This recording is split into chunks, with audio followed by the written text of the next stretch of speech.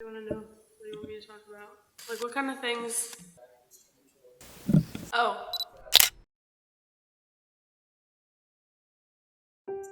Have you ever heard of a Waldorf school? Have you ever heard of a man named Rudolf Steiner?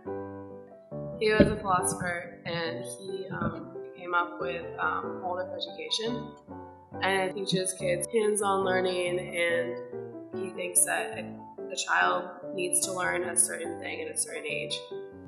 So I went to one of those all 12 years. So like every year has like a theme.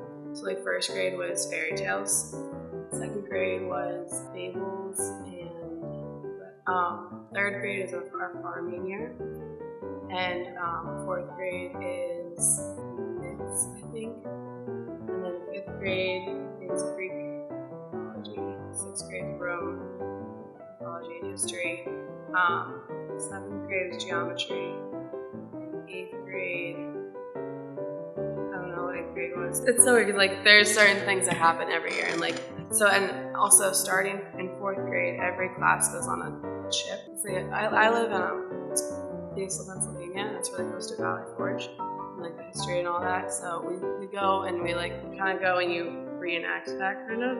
But in ninth grade, you go on your first backpacking trip.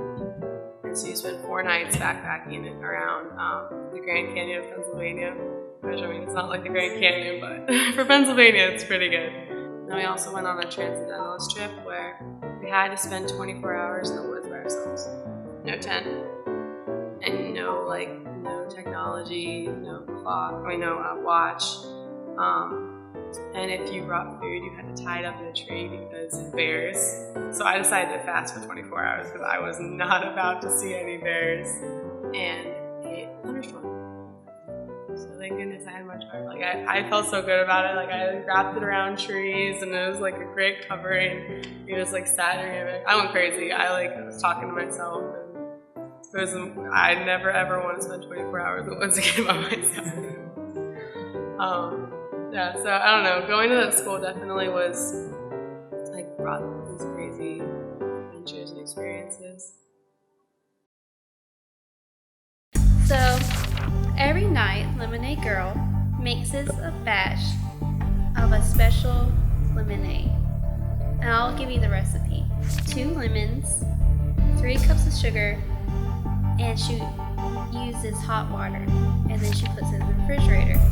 And overnight, it magically becomes the antidote for a bad day. So, Lemonade Girl has a special ability. So every time she hears this little sensor go off on the back of her head, she goes, "Alrighty, let me change into my costume. Da da da da da da da da. Special costume now." And she runs off. And knowing her, she always has some of her lemonade with her. And she meets this person. "What's your problem?" She's like, "My boyfriend just broke up with me, and I'm really sad. I'm crying. It's been a long day." And Lemonade Girl goes, "You know what? You do not need him. Here's some lemonade." Lemonade makes the pain go away.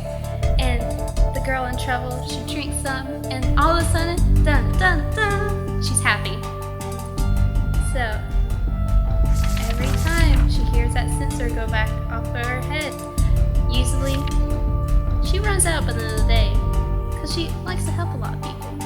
But every night, 2 lemons, 3 scoops of sugar, and some hot water, and she can make lemonade that makes the pain go away.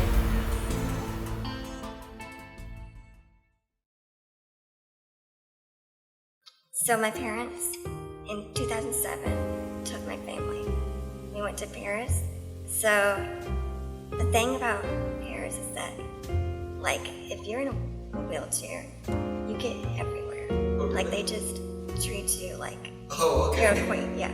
And so, and the main thing you do in Paris is go to the Louvre, yeah. The room that the Mona Lisa is in, it's like a huge room. It just totally dwarfs that painting. And there was this really long line, and you couldn't even get in that room. It was so crowded. And then there was this guard, and he didn't speak English, but he just kind of coach and like come with me, you know. And so he went with us to like this really long, dark hallway, and then he opened this other wall, and then like we were right there. And I was like 2 feet away from the Mona Lisa, closer than like the majority of the world will ever be. And it was just like, wow. It's just something that I'll always remember. Like brought these crazy adventures and experiences. I feel like that story's kind of lame. No, it sounds better than me. And overnight, it magically becomes a concoction of, Yeah. Yeah, so do you have something that you want to say? Yeah, I've got like one story about seeing the Mona Lisa. Oh, okay. Yeah.